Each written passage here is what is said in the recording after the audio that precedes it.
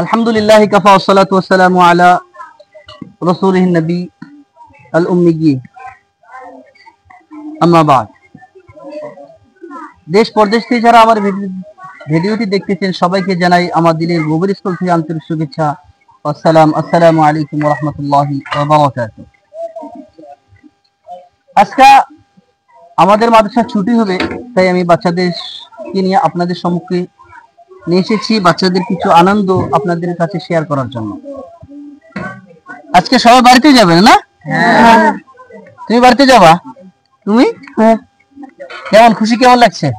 আলহামদুলিল্লাহ খুব খুশি। হ্যাঁ, যাই হোক, বাচ্চাদের একটা নিয়ম আছে যে যখন ছুটি হয় অথবা যখন শুক্রবার আসে অথবা সব থেকে বেশি খুশি হয় যখন ক্লাস করতে করতে একটা ঘন্টা যদি ছুটি পায় তারা, তখন আরো বেশি খুশি হয়। এটা একটা ছুটির সময়, তো বাচ্চা এখন অনেক খুশিতে আছে, সবাই খুশিতে আছে।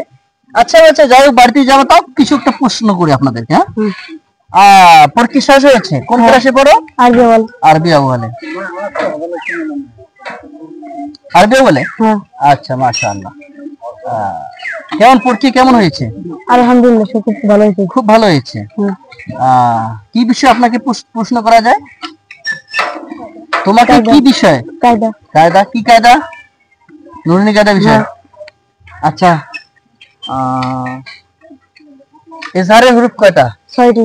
কি কি? হামজা, হা, আইন, হা, গাইন, খ। এটা কোন ইজহার? এটা ইজহার হালকি। ইজহারে হালকি। আচ্ছা, ইখফার কায়দা? ইখফার কায়দা 15টি। ইখফা হরফে ইখফা কয়টা? 15টি। বলো। তা, সা, জিম, দাল, জাল, জা, সিন, শিন, সদ, দত, ত, জ, ফা, কফ, কাফ। আচ্ছা, এটা দাও। বাড়ি যাবা? কেমন খুশি মনে হচ্ছে? ইনশাআল্লাহ ভালো খুশি হয়ে গেছি। খুশি মনে হচ্ছে? হ্যাঁ, আচ্ছা। বাড়িতে যাবা খুশি খুশি, আসার সময় খুশি খুশি আসতে হবে, ঠিক আছে? আচ্ছা, ইকলাবের কয়টা হরফ?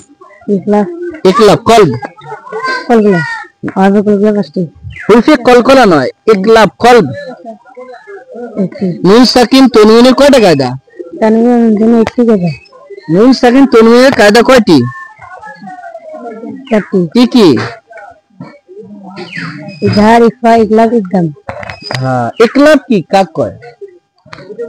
ইকলাব। ইকলাব। নুন সাকিন তানউনের পরে যদি বা আসে তাহলে কি হয়?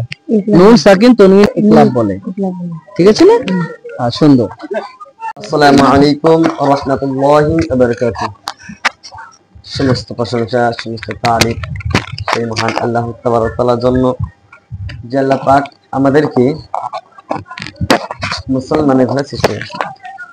তো আমরা জানি যে জাহান্নামের আগুনের কেমন ভয়ঙ্কর। আমরা কিন্তু জাহান্নাম দেখিনি এবং পৃথিবীতে দেখতেও পারি না, কিন্তু আমরা কিছু কিছু আলামত দেখি, যেমন আগুন, লাভা গঠিত মালভূমি।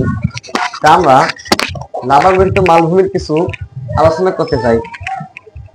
তো যখন বিজ্ঞানরা যখন গবেষণা করলো, গবেষণা করার পর যে লাভা গঠিত মালভূমির নিচে কি এমন থাকতে পারে যে লাভা উপরে বের হয়ে এসে ছড়িয়ে যায়, তা বিজ্ঞানরা যখন এটা গবেষণা করার পর তারা দেখতে পেল যে লোহার রড যে মাটির নিচে দাবিয়েছে, দাবার পরে যে লোহাটা আছে লাভা গঠিত মালভূমির উপরে স্থলে যে সেই লোহাটা গলে যায়।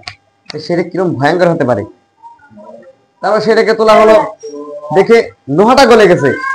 তারপর নাম্বার 1 একটা লোহা ছিল যেটা আগুনে রাখলে পড়তে পারে না, অনেক দিন লাগবে পড়তে।